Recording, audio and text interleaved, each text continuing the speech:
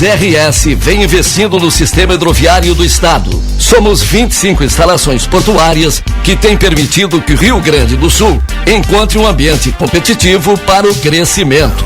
Portos RS, conectando vias para o desenvolvimento. Governo do Rio Grande do Sul, novas façanhas. O agito da sua manhã. Na cidade, um giro de notícias no seu rádio. Mix Café. Mix Café, com Azambuja Júnior e Augusto Ferreira. São 9h24, temperatura em torno de 6 graus. Vem aí a entrevista do dia aqui no Mix Café. Augusto. Hoje, segunda-feira, nós estamos em contato com o pessoal do Hospital Universitário. Nós estamos recebendo aqui no programa a médica pediatra Marilice Magroski, que é gerente de ensino e pesquisa, e a enfermeira Jéssica Borges Vieira, da UTI neonatal do nosso Hospital Universitário. Bom dia, bem-vindos ao Mix Café. Obrigada. Doutora, o Hospital Universitário fez aí a terceiro ciclo, né, de uma vacinação aí para recém-nascidos que têm síndromes respiratórias graves, né? Sim, esse é o terceiro ano, inclusive, que o Hospital Universitário aplica a imunização. Deve ficar claro que não é uma vacina, na verdade, mas é um imunizante, ou seja, a gente oferece a defesa pronta, a gente oferece já o anticorpo no preparado, que vai ter uma duração no organismo do bebê de 30 dias. E aí, por 30 dias, ele fica menos propenso, né, a uma doença grave. A gente faz essa imunização pensando na comorbidade, que é a bronquiolite pelo vírus essencial respiratório, que é o agente dessa doença, e que é de alta morbidade na população infantil e também de alta mortalidade nas crianças que já têm alguma doença prévia ou algum problema prévio. Isso, tem a conscientização do familiar, da mãe, tem melhorado de um ano para o outro, no sentido de usar essa medicação? Na verdade, a gente tem duas questões a falar. A primeira delas é as crianças que são elencadas dentro do próprio hospital como sendo as crianças que pertencem aos critérios do Ministério da Saúde, né? Então, a gente já dentro do hospital já seleciona os bebês que têm o critério, faz o contato com os pais, explica, porque eles têm que fazer assinar um termo de consentimento da aplicação, né? E a partir daí, a gente enquadra no programa e faz um cadastramento e faz o chamamento mensal na data que for fazer a aplicação. E depende muito, claro, aí, a partir do momento que a criança já não está dentro do hospital, vai depender do familiar trazer, ou seja, aí vai depender de que eles tenham a responsabilidade também. A gente faz busca ativa também das crianças, quando por algum motivo elas não vêm à aplicação, e busca sempre, mesmo que em dias alternativos, fazer a aplicação daqueles que ficaram desgarrados, digamos assim. Mas é muito importante que a família entenda o porquê está se fazendo e como vai ser essa aplicação e para que vai ser essa aplicação. Eu acho que o fundamental é a conscientização dos próprios pais, né, doutora? E dos médicos também. Precisam também se conscientizar da importância dessa medicação, né? Principalmente nesse momento que nós estamos vivendo, né? É um conhecimento, porque existe uma nota técnica da Secretaria Estadual de Saúde que sai a cada ano, que fala a respeito das indicações que são feitas, né, pelo Ministério para receber essa imunização. Então, a gente precisa sempre que também os colegas colaborem no sentido da leitura dessa nota técnica, porque não são só as crianças aqui do hospital, a gente tem crianças que são cardiopatas graves, né, que têm problemas cardíacos graves, com repercussão importante, e que muitas vezes não são aqui do hospital, mas é do seu médico cardiologista, ou tem um outro pediatra fora, que também pode encaminhar para cá. Não necessariamente somos nós os únicos os únicos que fazemos o encaminhamento para isso. É fundamental, então, que o próprio profissional médico, né, veja que seu paciente tem esse problema e encaminhe para vocês, que aí serão avaliados, né, vendo a necessidade ou não da aplicação do medicamento. Jéssica, a aplicação desse medicamento às vezes pode ser feito via hospitalar, né? Aliás, ele é feito no próprio hospital, né? Sim, a gente tem alguns pacientes que encontram-se internados, então é administrado intra-hospitalar. Então a gente faz uma administração simultânea, então a gente atende no ambulatório e também atende dentro do hospital aplicando essa medicação. Aí pega o... E também a gente já está acompanhando essas crianças, né? Querendo ou não, os pacientes que nosso público principal ali dentro da UTI neonatal são os prematuros extremos, né? Então, a maioria deles vão participar desse programa posteriormente. Então, a gente consegue estar acompanhando eles. E a aceitação dos pais quanto a essa medicação, como é que está sendo? A gente sempre explica, né, os benefícios e eles não têm nenhuma... Como que a gente pode falar? Eles não são contra. Normalmente, eles são a favor e não temos nenhum problema quanto a isso. A nossa maior dificuldade, às vezes, fica no acompanhamento posterior, né? Quando está dentro do hospital, fica mais fácil. Mas conseguir captar esses pacientes quando eles saem do ambiente hospitalar. E agora com esse medo de todo mundo com Covid e tudo, deve prejudicar um pouco a aplicação da medicação, né? Eu diria até que não, né, Jéssica? A gente não teve maiores dificuldades em relação a isso, porque nós fizemos um esquema de forma que a gente não juntasse todas as crianças ao mesmo tempo. Claro. A gente fez por horário, né? Então, X crianças, a gente tem 5 a 6 salas disponíveis para colocar as crianças individualmente. Aí nós colocamos os bebês em salas separadas e por turnos. Então, a gente não chega a acumular pessoas na espera. Então, a gente conseguiu fazer um processo dentro da indicação atual do momento, né? E isso tem sido tranquilo, assim, não tem dado nenhum tipo de problema. E para quem não é paciente, por exemplo, do hospital, não chega a ficar hospitalizado para tomar essa medicação, né? Isso é uma coisa rápida, né? Eu acho que... Só fica hospitalizado, só faz hospitalizado quem já está hospitalizado e quem está fora vem no ambulatório fazer. Sim. Uma outra coisa também que eu acho que é importante salientar é que essa vacinação, ela é feita, essa medicação é feita até setembro, né? Na verdade, agosto. São 6, a gente começa em março, a recomendação, porque a doença para nós chega um pouco antes, né, no sul. Uhum. Então, conforme a região do país, pode mudar um pouquinho, pode começar em março ou abril. Nas regiões mais frias, ela normalmente começa em março. São 5 aplicações no ano. Então, março, abril, maio, junho, julho. E aí, o mês de agosto é para algum que entrou ainda no momento mais atrasado, como a gente fala, não entrou lá desde o início, porque não tinha indicação, porque houve falha.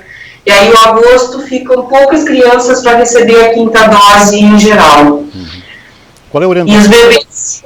desculpa. Não. Qual é a orientação que a senhora dá como pediatra aí no sentido dessas crianças serem recebidas nesse atendimento, né? E também nós estamos chegando a uma temperatura gelada, então estamos chegando quase no inverno, antes do inverno, né? Então qual é o cuidado que as mães podem ter aí no sentido com os bebês prematuros? Os cuidados são os cuidados que toda criança deve ter, obviamente, né? Mas de um ambiente seguro, um ambiente com temperatura agradável, de não exposição a outras pessoas doentes, né?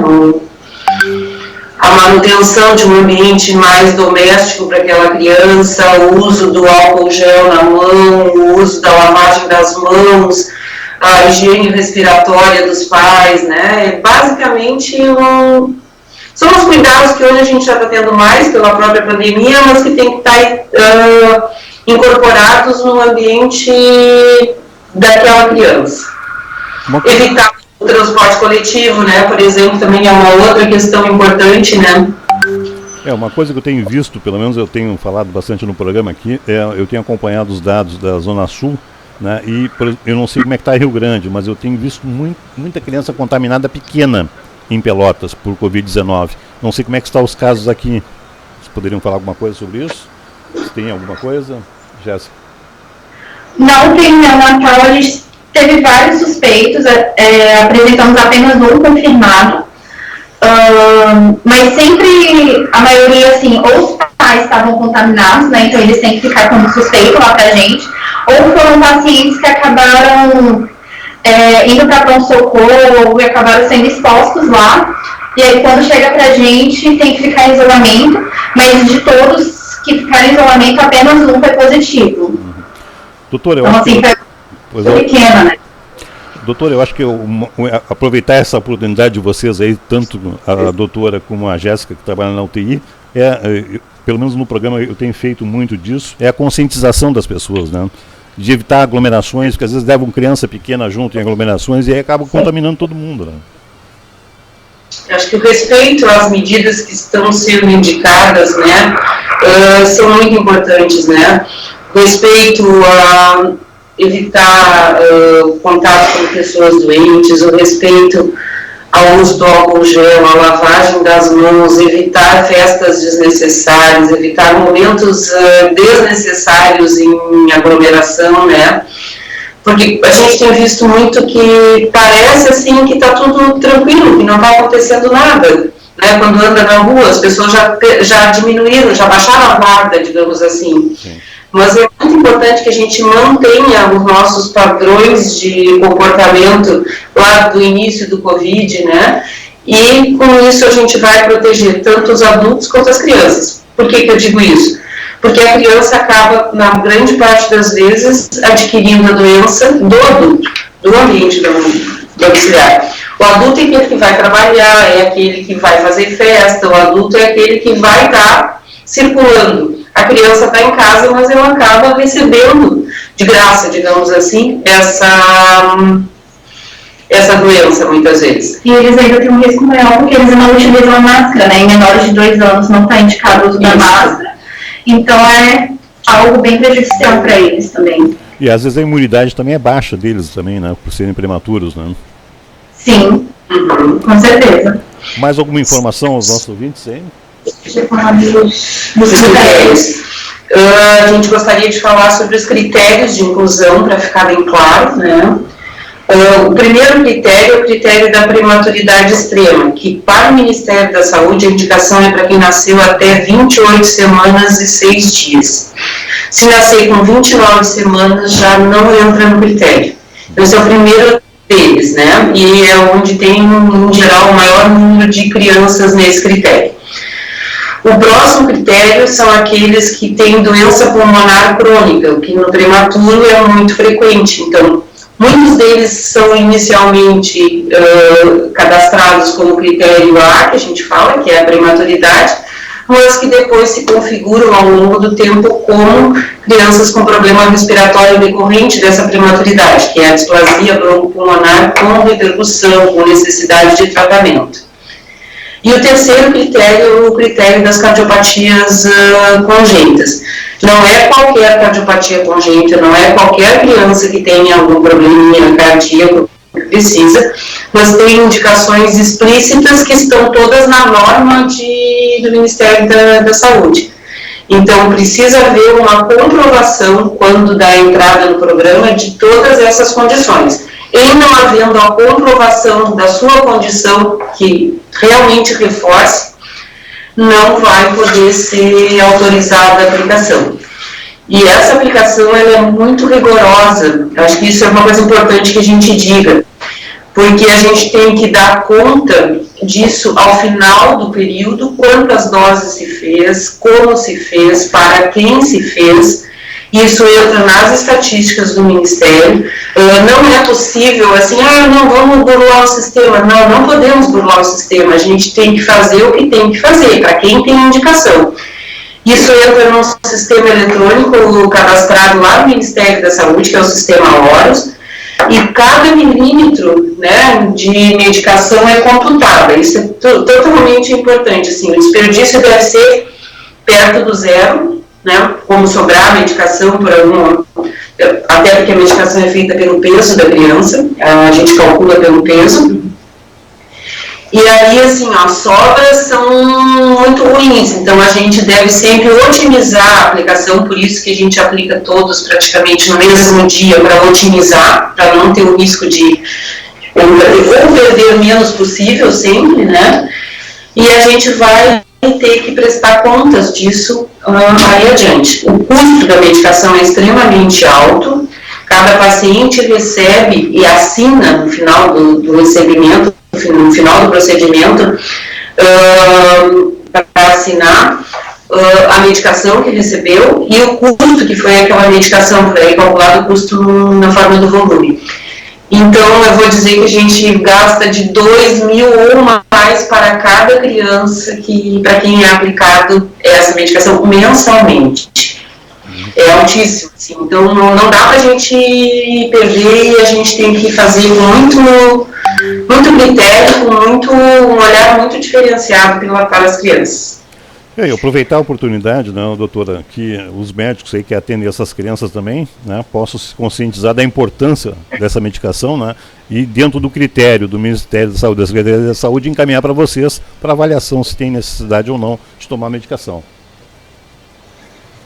Isso aí. Ser acompanhado até 2 anos de idade. Isso. Assim, ó, os pneumopatas e cardiopatas, como a gente diz, esses fazem até a idade dos 2 anos.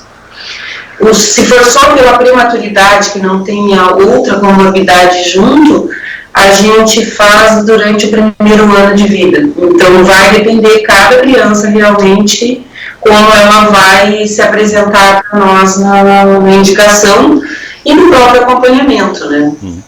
Mais alguma informação aos nossos ouvintes? E os pacientes que estão internados, eu falar que nem todos irão fazer, vai depender da condição clínica do paciente também. Então, tem alguns critérios para que eles possam fazer dentro do hospital, como, por exemplo, se está em ventilação mecânica com parâmetros muito altos, em uso de antibiótico, entre outras coisas, né? Então, a gente também avalia isso. Mas é claro que se não fez naquele momento, pode ser que nos meses seguintes eles possam fazer. Então, a gente acompanha essas crianças também. Sim, tem todo o acompanhamento de vocês, né? Eu gostaria de lembrar também que esse é um serviço que o Sistema Único de Saúde oferece, né? Então, pelo Sistema Único de Saúde, a regra é essa instrução normativa, é como nós temos que fazer. Existem outras instituições que podem ofertar o medicamento, os convênios, os privativos, eles vão ter o seu regulamento próprio. Não quer dizer que uma criança que tenha convênio não possa vir fazer no SUS se ela preencher os critérios do SUS. Então, são coisas distintas, assim, às vezes a gente recebe várias perguntas de pacientes, mas o meu filho nasceu com 31 semanas. Não, pelo SUS eu não posso fazer. Pode, daqui a pouco, lá pelo teu convênio, isso pode ser que seja liberado, mas no Sistema Único não. A regra é muito clara e não podemos sair dela, né? Não podemos buscar brechas para isso. Eu quero agradecer a presença de vocês aí e dizer que nós estamos sempre à disposição, né? Não é a primeira entrevista que a gente fala sobre esse tema, mas eu acho que é importante a gente levar aos nossos ouvintes e telespectadores, principalmente as mães, né, esse trabalho que vocês fazem aí no sentido de orientação. Quero agradecer a presença de vocês aí, conte conosco sempre que precisarem. Nós que agradecemos. Um abraço. Participação então. Bom dia. Participação então da médica pediatra Marilice Magroski e da enfermeira Jéssica Borges Vieira, da UTI neonatal do nosso hospital universitário. Acho que são importantes informações aí que a gente precisa repassar, principalmente aos pais, né, que têm filhos pequenos, né, prematuros às vezes, ou até 2 anos, que podem ser beneficiados com essa medicação que é dada pelo Sistema Único de Saúde. Muito bem, a entrevista do dia vai estar à disposição na nossa página no Facebook, também no canal da Estúdio Livre FM no YouTube e logo mais reprise 22 horas pela rádio Estúdio Livre FM 98,5.